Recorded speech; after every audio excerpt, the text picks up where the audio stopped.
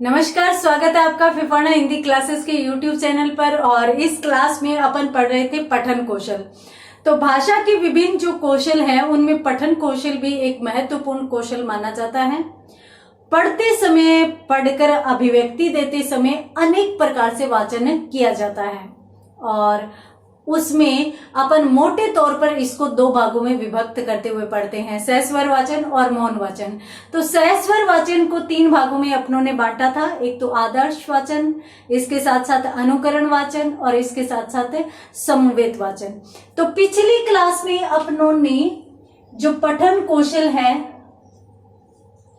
पठन कौशल, उससे संबंधित आदर्श एवं अनुकरण वाचन, ये दोनों के दोनों देख लिए थे। आज की क्लास में अपन शुरू करने वाले हैं पठन कौशल में।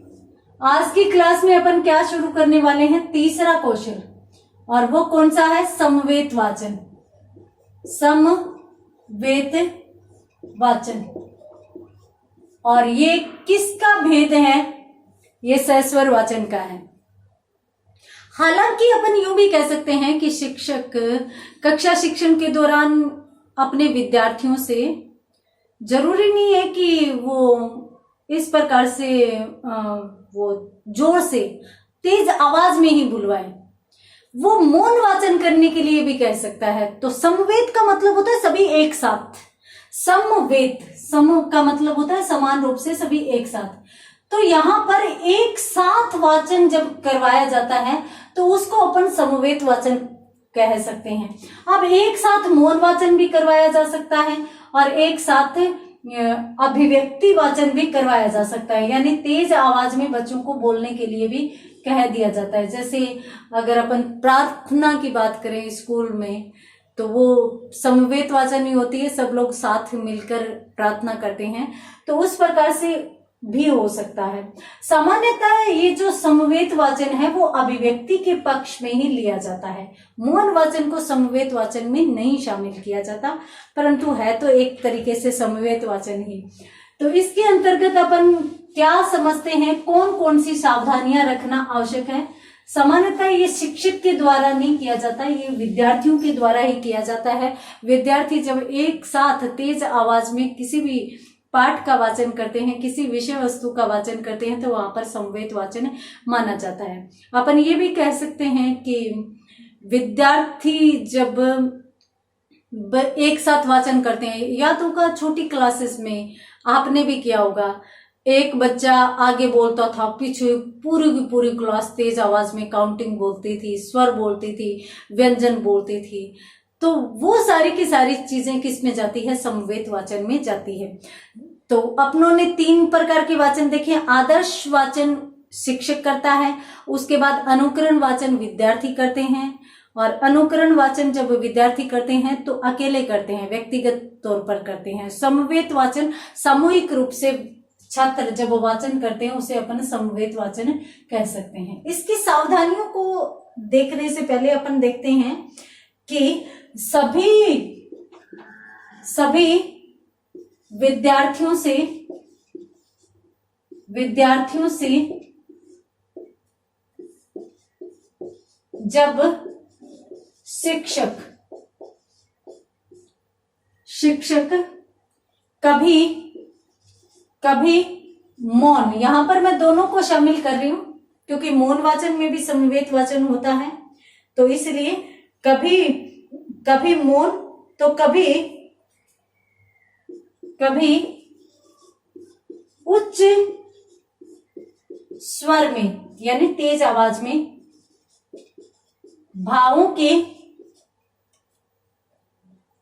अधिगम के लिए। अधिगम का मतलब हो गया कि भावों को सिखाने के लिए, तो भावों के अधिगम के लिए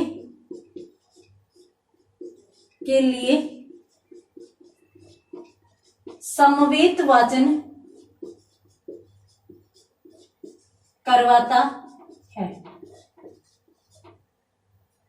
तो सभी विद्यार्थियों से जब शिक्षक मौन रूप से करवाए चाहे उच्च स्वर में वाचन करवाए, वो किस में जाएगा? समवेत वाचन के अंतर्गत जाएगा। देखिए, बाकी सारी की सारी विशेषताएं वही है जो आदर्श वाचन में अपनों ने देखी थी, अनुकरण वाचन में देखी थी। उसी प्रकार से बच्चों को ह्रस्व दीर्घ ध्वनियों का ज्ञान करवाया जाता है, आरोह अवरोह क्रम का ज्ञान करवाया जाता है। बिल्कुल वे की वे चीजें आएगी। इसके साथ साथ कक्षा का वातावरण भी शांत होना चाहिए।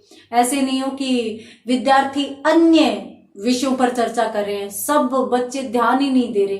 कभी कभार ये होता है, इस प्रकार की समस्या आ जाती है समवेत वाचन में। क्यों? क्योंकि शिक्षक को पता ही नहीं चलता कि कौन बोल रहा है, कौन नहीं बोल रहा।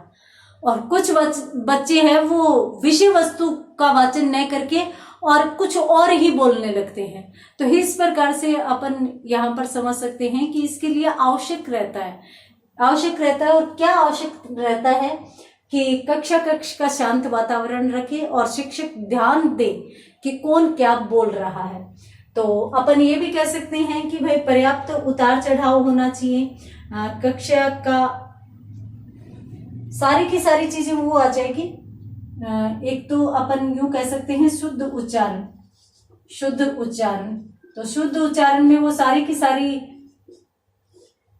शुद्ध उच्चारण में सावधानी, वो सारी की सारी बातें आ जाएगी जिसके बारे में मैंने आपको बताया था कि भाई शिक्षार्थी है वो पर्याप्त भावों के अनुसार, पर्याप्त उतार चढ़ाव के अनुसार ह्रस्व एवं दीर्घ स्वरों, विराम चिन्हों सभी का ध्यान रखते हुए वह शुद्ध उच्चारण करे।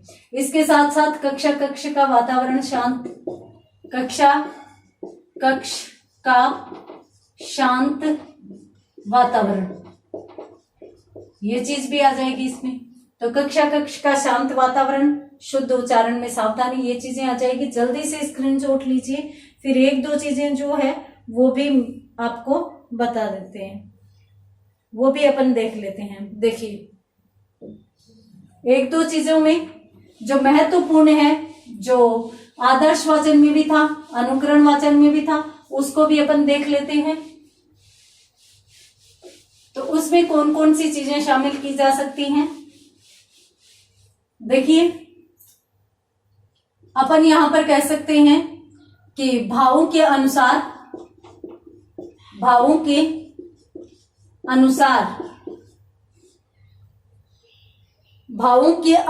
वाचन किया जाना चाहिए। अब भावों के अनुसार वाचन करवाने के लिए भी समवेत वाचन आवश्यक है, क्योंकि बच्चे, आपने देखा भी होगा कि राग लेकर उसका उच्चारण करते हैं, गाने लगते हैं। उसी प्रकार से यदि एक चीज नहीं है इसमें, प्राथमिक कक्षाओं हेतु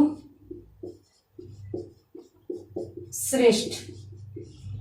अब यदि प्राथमिक कक्षा के बालक को समवेत वाचन करवाया जाए तो वहां पर यह सफल हो सकता है, उच्च स्तर के लिए यह सफल नहीं हो सकता। तो प्राथमिक कक्षाओं के लिए यह अत्यंत उपयोगी सिद्ध हो सकता है। तो ये थे तीनों प्रकार की अभिव्यक्ति कौशल में सस्वर वाचन के भेद। जल्दी से इसको भी नोट कीजिए। उसके बाद अपन बात करते हैं मौन पठन या मौन वाचन। तो मौन वाचन में अपन कौन कौन सी चीजों को शामिल करेंगे, वहां भी अपन सारी की सारी चीजों को देख लेते हैं। देखिए, सबसे पहली बात तो मौन वाचन किया क्यों जाता है, मौन पठन किया क्यों जाता है? विषय वस्तु की तह तक पहुंचने के लिए, विषय वस्तु की गहराइयों तक पहुंचने के लिए अपन मौन पठन करते हैं। मौन रूप से जब अपन गहन चिंतन मनन कर सकते हैं तो वहां पर मौन पठन माना जाता है। तो अब अपन दूसरा शुरू करते हैं। दूसरा कौन सा? मौन पठन। सबसे पहले तो अपन देखते हैं मौन पठन क्यों आवश्यक है। तो देखिए, सबसे पहली बात तो मैंने आपको बता दी कि विषय वस्तु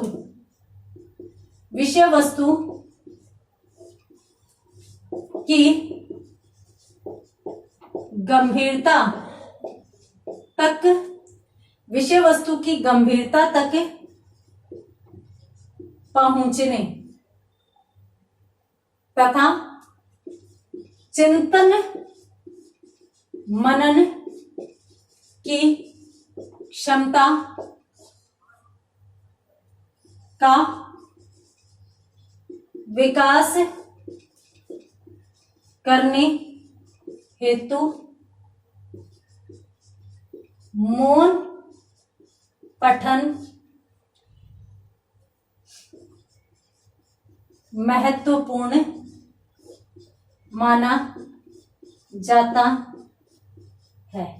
ये लीजिए, सबसे पहली और महत्वपूर्ण बात, विषय वस्तु की गंभीरता तक पहुंचने के लिए, चिंतन मनन की क्षमता के विकास के लिए, अपन यूं भी कह सकते हैं कि विषय वस्तु की तह तक जाने के लिए भी मौन पठन आवश्यक माना जाता है। देखिए,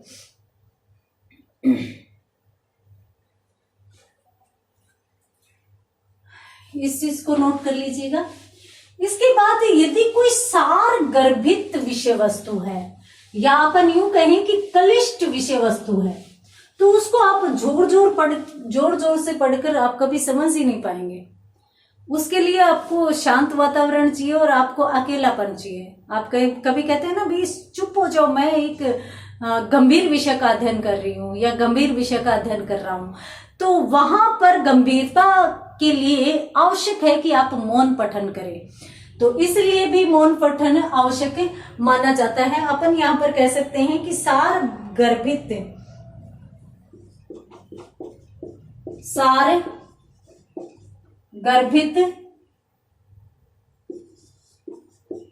कलिष्ठ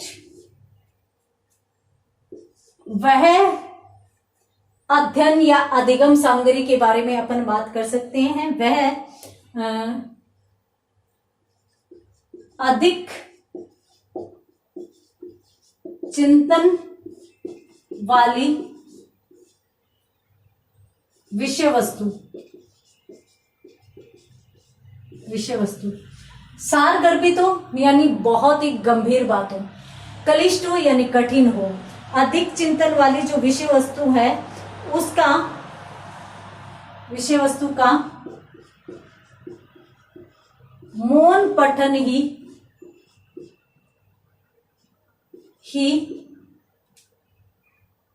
किया जा सकता है। अर्थात मौन पठन द्वारा ही इसे समझा जा सकता है। तो ये चीज यहां पर कही जा सकती है, यानी सार गर्भित जो कलिष्ठ विषय वस्तु है उसको समझने के लिए आपको मौन पठन करना अत्यंत आवश्यक है माना जाता है। मौन पठन किए बगैर आप समझ ही नहीं पाएंगे। आप सामान्य सी कोई बात है जिसको आप जोर जोर से बोल रहे हैं, जोर जोर से सुन रहे हैं, फिर तो आप फिर भी समझ सकते हैं। इसका भी स्क्रीनशॉट लीजिए। उसके बाद अपन बात करते हैं इसके संबंध में और कौन कौन सी चीजें कही जा सकती है। देखिए, मौन पठन में गंभीर मौन पठन होता है, सामान्य मौन पठन होता है और इसके साथ साथ द्रुत मौन पठन होता है। अपनों ने 3 प्रकार का मौन पठन देखा था।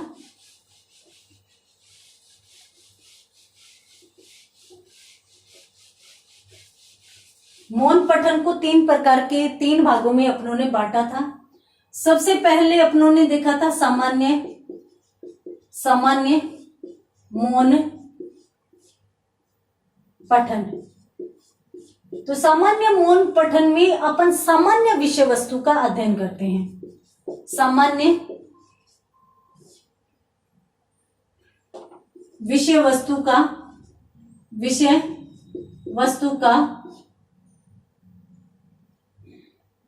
वस्तु का मन ही मन अध्ययन करते हैं। ठीक है, सामान्य सी विषय वस्तु है। ये ऐसी विषय वस्तु होगी जिसको आप सस्वर उच्चारण द्वारा भी पढ़ेंगे ना तो भी आपको आसानी से समझ में आ जाएगी, यानी इस विषय वस्तु में कहीं भी किसी भी प्रकार की कोई समस्या नहीं आने वाली। तो अपन यहां पर कह सकते हैं कि सामान्य विषय वस्तु मौन एवं सस्वर वाचन दोनों द्वारा ही समझी जा सकती है। ये था सामान्य मौन पठन। आप जल्दी से स्क्रीनशॉट लीजिए। उसके बाद अपन बात करते हैं गंभीर मौन पठन। तो गंभीर विषय वस्तु के लिए जहां पर अपन बात करें तो देखिए,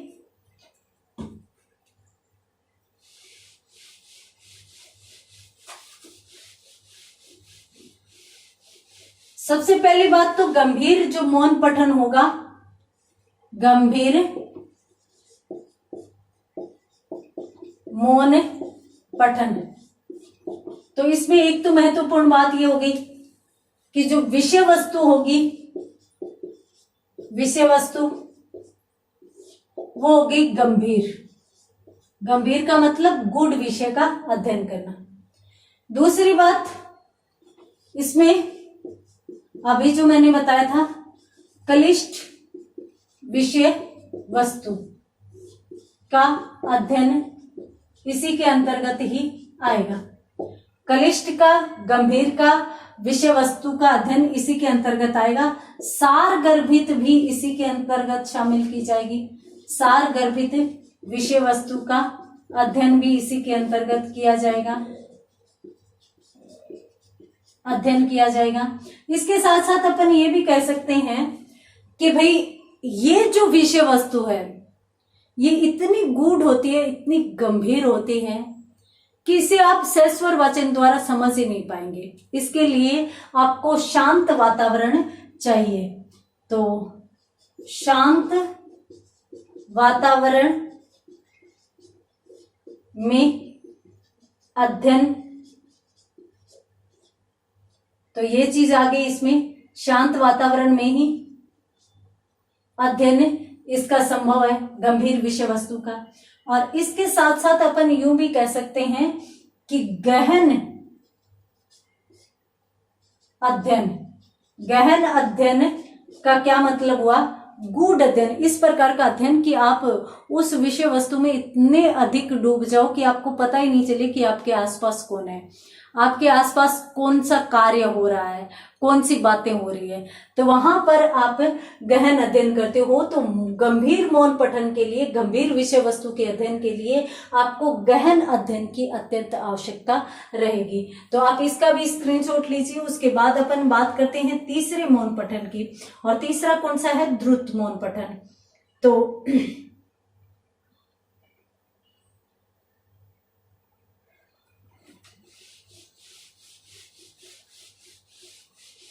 ये क्या होता है द्रुत मौन पठन?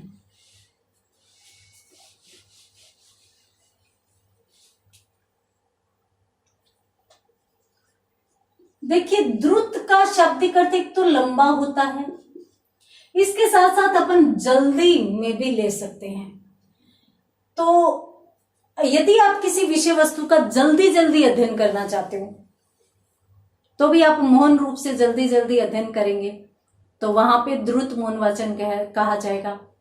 और मान लीजिए कि कोई बड़ी विषय वस्तु है तो उसका भी आप मौन पठन करना चाहते हैं। अक्सर यूं होता है कि समय का सदुपयोग करने के लिए लोग किताबें पढ़ते हैं। तो किताबें पढ़ते हैं तो वो जैसे यात्रा करते समय कुछ लोग नोवेल लेकर बैठते हैं, वो कहानियां लेकर नहीं बैठेंगे। क्यों? क्योंकि लंबी यात्रा होती है तो वो नोवेल, उपन्यास लेकर बैठेंगे जिससे उनकी पूरी की पूरी यात्रा है वो अच्छे से निकल सके। तो इसलिए अपन यूं कह सकते हैं कि जो द्रुत मौन वाचन है वो सामान्यतः किसी विषय वस्तु को जो अगर अपन उन्होंने पढ़ लिया है तो उसका अभ्यास करने के लिए या फिर अवकाश के समय का सदुपयोग करने के लिए ही उचित माना जाता है। तो यहाँ पर सबसे पहले तो मैं आपको बता देती हूँ कि कम समय में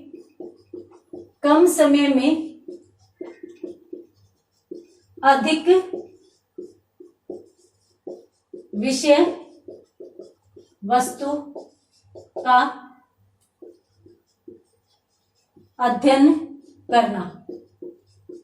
कम समय में यदि आप अधिक विषय वस्तु का अध्ययन करना चाहते हैं तो द्रुत मौन वाचन आप करेंगे, क्योंकि ये जल्दी जल्दी और इसके साथ साथ बड़ी बड़ी बड़ी जैसे उपन्यास होते हैं तो वो बहुत बड़े बड़े होते हैं, बड़ी बड़ी कोई कहानियां हो तो उनको भी आप इस समय के सदुपयोग में ला सकते हैं।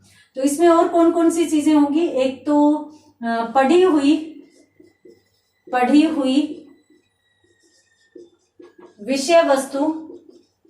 विषय वस्तु का अभ्यास करने हेतु भी आप द्रुत मौन वाचन कर सकते हो। इसके साथ साथ अवकाश के समय का सदुपयोग करने हेतु भी आप द्रुत मौन वाचन कर सकते हो। द्रुत मौन वाचन द्वारा इसको समझ सकते हो। जल्दी से स्क्रीनशॉट लीजिए। उसके साथ साथ एक दो चीज और रह जाती है, वो भी अपन देख लेते हैं। देखिए, सामान्यतः लोग, मैंने आपको कहा कि यात्रा करते समय इस प्रकार का वाचन करते हैं, द्रुत वाचन करते हैं। तो अपन यहाँ पर ये भी कह सकते हैं कि मनोरंजन करने के लिए अपन कह सकते हैं, मनोरंजन करने के लिए भी ये होता है। तो आनंद प्राप्त करने के लिए भी अक्सर द्रुत वाचन किया जाता है। इसके साथ साथ मैं एक चीज और बता देती हूँ कि सूचना एकत्र करने के लिए जैसे यूं होता है ना कि कहीं से भी सूचना एकत्र करनी है और समझ में नहीं आ रहा, जैसे आप अब रीट और एसआई के एग्जाम दे रहे हैं, तो एसआई की एग्जाम तो कल से शुरू है, एसआई की एग्जाम शुरू है कल से नहीं, सॉरी, एसआई की एग्जाम कल तक हो जाएगी।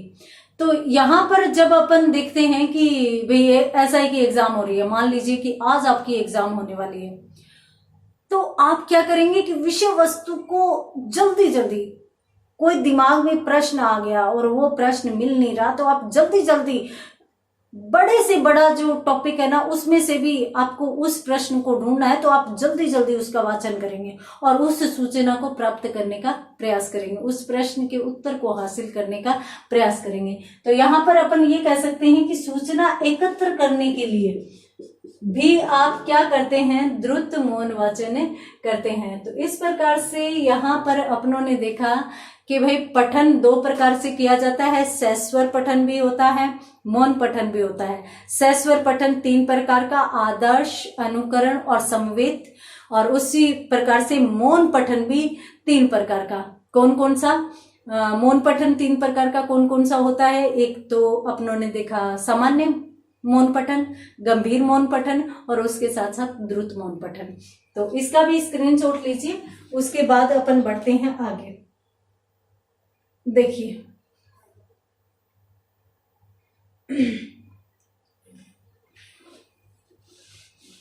यहां पर मैं शॉर्ट एंड स्वीट एक चीज बता देती हूं आपको।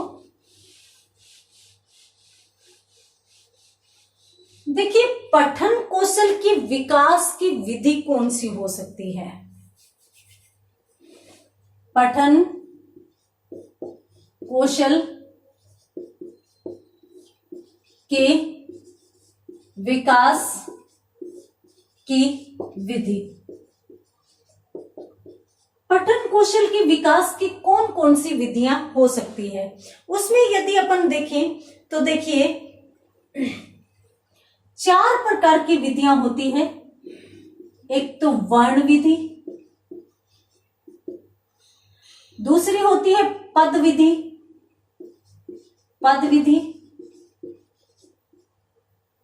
तीसरी होती है वाक्य विधि और चौथी होती है कथा विधि। माने ये विधियां ऐसी हैं जिनके माध्यम से आप पठन कौशल का विकास कर सकते हैं। पठन कौशल के विकास के लिए इन विधियों का आप इस प्रकार से भी सहारा ले सकते हैं। देखिए, इसमें आप वर्णों का परिचय पढ़ेंगे, वर्ण परिचय, अक्षर बोध, अक्षर बोध। यदि आप वर्णों का परिचय देख रहे हैं, आपको अक्षर बोध है या वर्णमाला का ज्ञान है, वर्ण बोध है, तो आप पठन कौशल में रुचि लेंगे।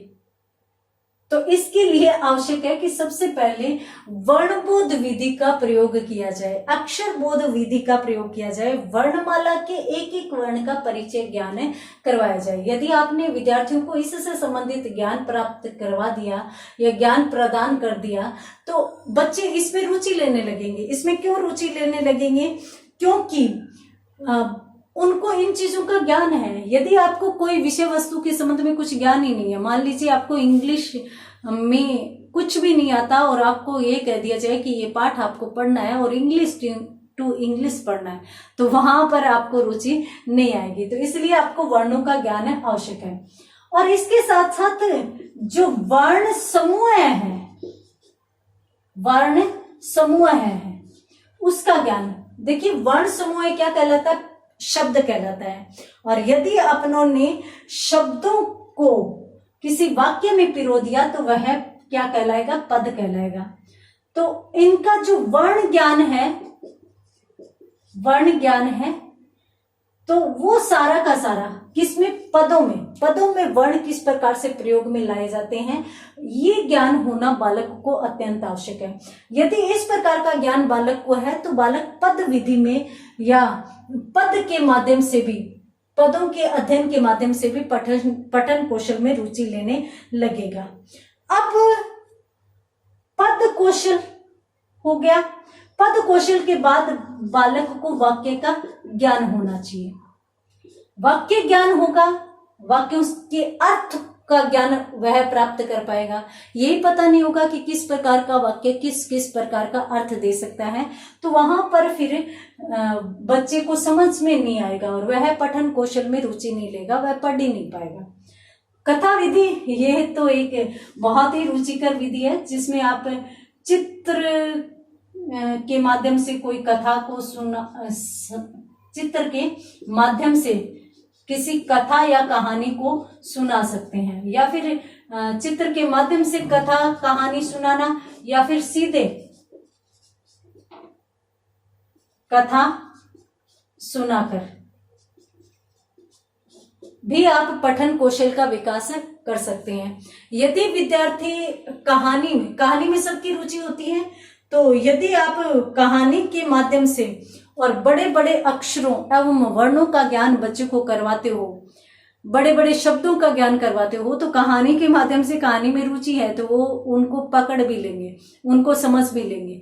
तो इस प्रकार से अपन कह सकते हैं कि कथा विधि के माध्यम से भी पठन कौशल का विकास हो सकता है। आप बच्चों को कहानियां सुनाइए सुंदर सुंदर, और उनको प्रेरित करिए कि आप भी कहानियां पढ़िए। इतनी रुचिकर इतनी अच्छी अच्छी कहानियां हमारी हिंदी में चलती हैं, अच्छी अच्छी कहानियां हैं, तो वहां पर वो रुचि लेने लगेंगे और इस प्रकार से उनका पठन कौशल है वो विकसित होगा। तो 4 प्रकार की विधियां मानी जा सकती है जिसके माध्यम से आप बालक में पठन कौशल का विकास कर सकते हैं। स्क्रीनशॉट ले लीजिए। आज की क्लास में इतना ही, मिलते हैं अगली क्लास में अगले टॉपिक के साथ। तब तक के लिए धन्यवाद।